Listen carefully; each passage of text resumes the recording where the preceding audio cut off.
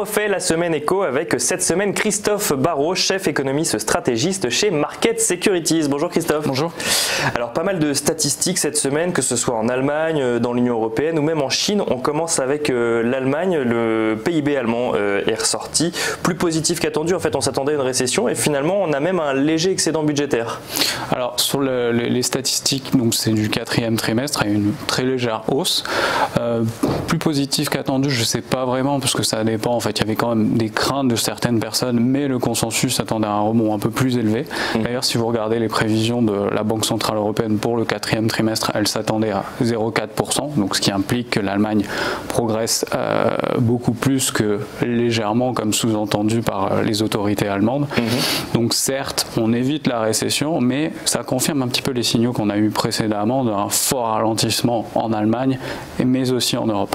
Donc c'est positif ou c'est pas positif du coup? C'est positif pour le quatrième trimestre, mais il faut faire attention pour la suite? Exactement, c'est plus maintenant dans une optique de projection et je dirais d'effet de base pour 2019, où c'est plutôt, je dirais, voilà, des signaux alarmants. Il faudra regarder ce qui se passe. On a évité la récession pour l'instant, mais on s'aperçoit qu'on est vraiment sur une dynamique de, je dirais, fléchissement de la croissance économique européenne. Et alors justement, on parle de ce fléchissement de la croissance économique. Il y a d'autres chiffres qui sont sortis cette semaine. C'est les chiffres notamment sur la production industrielle dans les différents pays d'Europe. Et là, on se rend compte que c'est des chiffres qui sont, je ne sais pas s'ils sont alarmants, mais qui en tout cas sont faibles.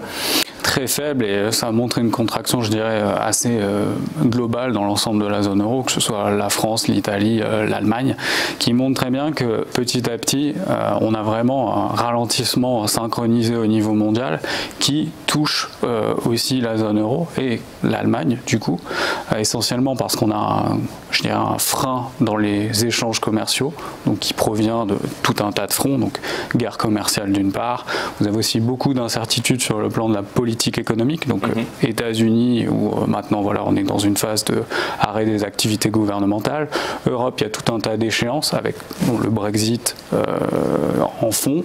Vous avez potentiellement des tarifs américains sur l'industrie automobile en Europe qui peuvent arriver dans les prochaines semaines, et aussi la perspective des élections européennes, donc qui font que vous avez une pression à la fois sur la croissance économique européenne et l'environnement extérieur n'est plus favorable. Donc tout ça fait que l'Italie voit sa production industrielle diminuer de 1,6%, moins 1,5% en Espagne, moins 1,3% en France, et en Allemagne, moins 2%. Finalement, en fait, ça rejoint ce qu'on disait tout à l'heure, il faut faire attention à cette première économie européenne. Exactement. Alors après, il ne faut pas forcément se focaliser sur un chiffre mensuel. On peut s'attendre désormais à un rebond pour le mois de décembre, mais on voit bien que la tendance, si on essaye de la lisser et on regarde plutôt en rythme annuel, elle est aussi vers un déclin. Donc il y a une tendance de fond qui est plutôt, voilà, encore une fois, vers un fléchissement de la croissance européenne fin d'année dernière, et on voit que sur les premiers indicateurs de janvier, on a à peu près la même tendance, donc il faudra faire attention pour les mois et trimestres à venir. Et alors comment, effectivement, si on ne se focalise pas que sur un mois, mais sur une tendance un peu plus globale, comment l'interpréter et comment, on regarde ça par exemple du prisme du Parlement européen ou même de la Banque Centrale Européenne. On avait l'impression qu'ils étaient très positifs l'année dernière, qu'ils reviennent un petit peu sur leur position en début d'année, donc du coup on ne sait plus trop où donner de la tête, quoi. Si la 2019 va être positive ou si du coup on reste en attente. À titre personnel, je ne serais pas étonné que la Banque Centrale Européenne, dès la semaine prochaine, lors de sa réunion de politique monétaire, ressouligne une nouvelle fois les derniers signaux donc, de ralentissement de la croissance en Europe, mais aussi identifie les risques liés à son scénario comme maintenant étant orienté à la baisse. Jusqu'ici, c'était plutôt équilibré, mais je pense qu'on peut avoir ce changement dans l'appréciation des risques. Et si on regarde un petit peu les statistiques et les prévisions de la Banque Centrale Européenne pour 2019, elle reste quand même à 1,7%, ce qui semble relativement élevé si on regarde les dernières statistiques, donc qui suggère un effet de base moins positif. Donc et encore trop optimiste par rapport à la réalité. Encore trop optimiste, si bien que lors des prochaines publications des prévisions de croissance qui seront en mars, nous on s'attend à une révision à la baisse. À suivre du coup sur les prochains mois. On passe en Chine où là aussi finalement les données économiques ne sont pas forcément très positives. Alors les données du mois de décembre, encore une fois là c'était plus sur les échanges, donc importation, exportation. Les deux se sont contractés en rythme annuel, ce qui est jamais un bon signal et qui confirme un peu ce qu'on vient de dire sur l'Europe. À savoir que côté chinois, avec la baisse des importations, on a une faiblesse domestique et sur les exportations, on a aussi une faiblesse, je dirais au niveau mondial et ça confirme un petit peu ce mouvement de ralentissement synchronisé partout dans le monde. Et alors, c'est vrai qu'on a ces feuilletons, on a la guerre commerciale entre la Chine et les États-Unis, on a le Brexit en Europe ou autre. C'est les seuls responsables, entre guillemets, de ce ralentissement ou on peut y voir d'autres causes? Je pense qu'il y a plusieurs choses. La réalité, c'est que les derniers chiffres de croissance qu'on a pu voir en 2017 étaient extrêmement bons et peut-être au-delà du potentiel de différentes économies, principalement des pays développés. Donc il y a eu un mouvement de retour à la normale. Et quelque part, donc ça c'est plutôt pour 2018, et tous les événements un petit peu négatifs, comme la guerre commerciale notamment, font que cette fois-ci on risque de passer en dessous du potentiel.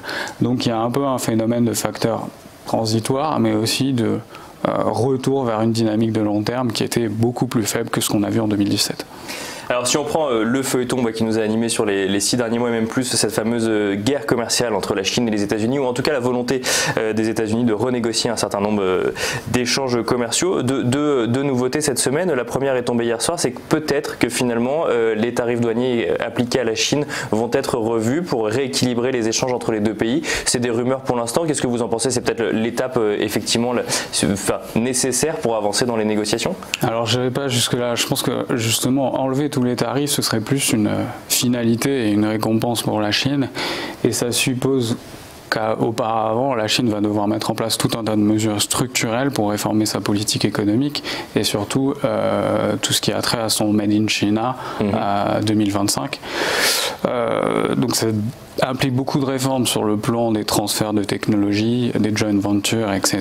Et ça ne va pas se faire du jour au lendemain. Donc je vois mal les États-Unis aujourd'hui à arriver, faire tout un tas de concessions sans avoir la garantie d'une application de ces réformes structurelles.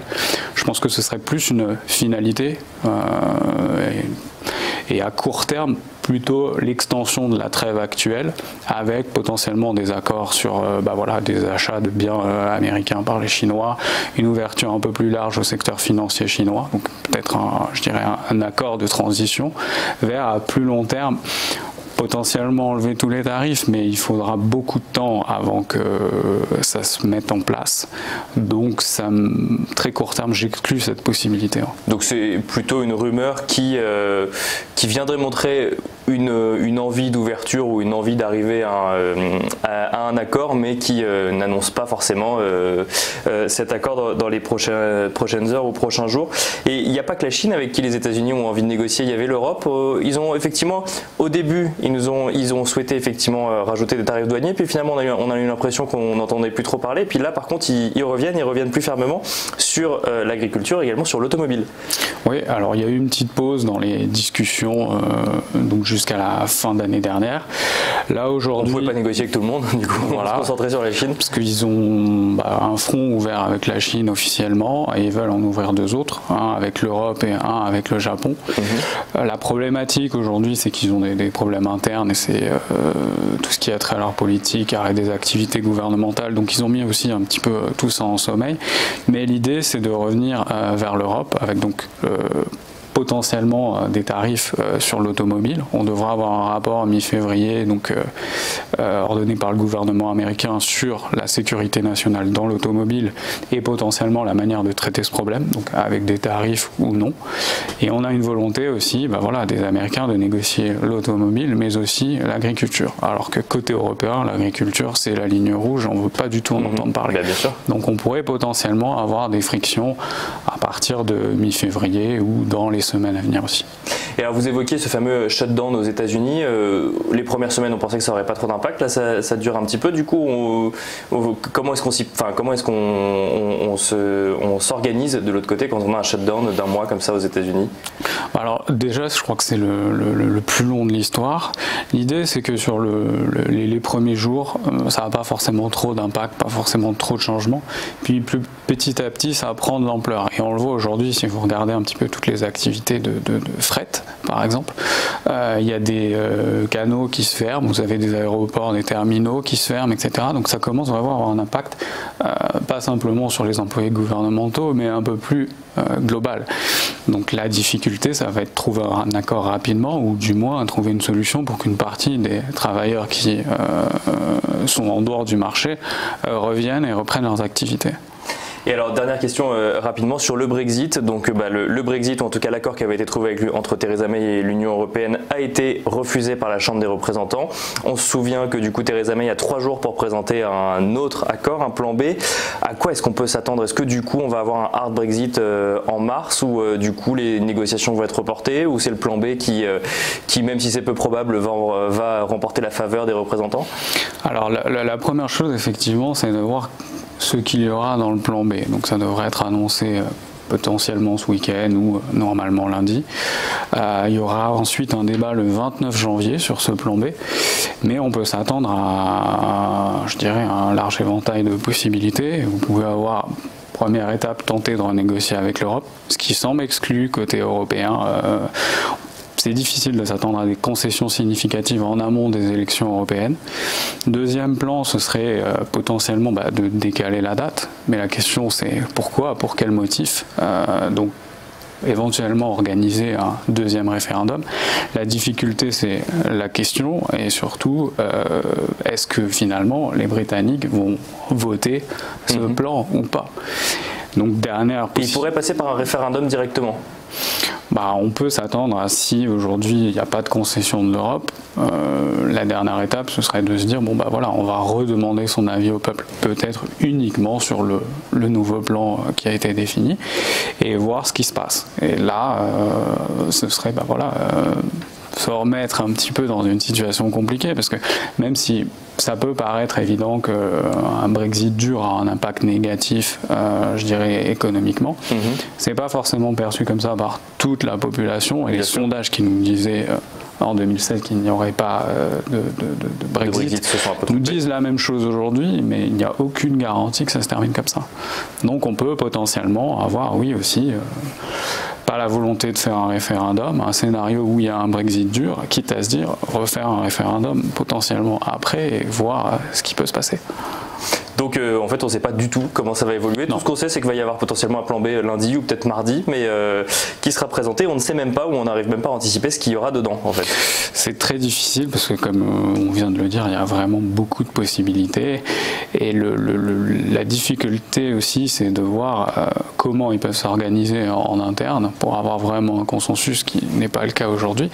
La seule chose qui est à peu près sûre, c'est que personne ne veut prendre la place de Theresa May aujourd'hui. Merci beaucoup Christophe Barraud. Je rappelle que vous êtes chef économiste stratégiste chez Market Securities.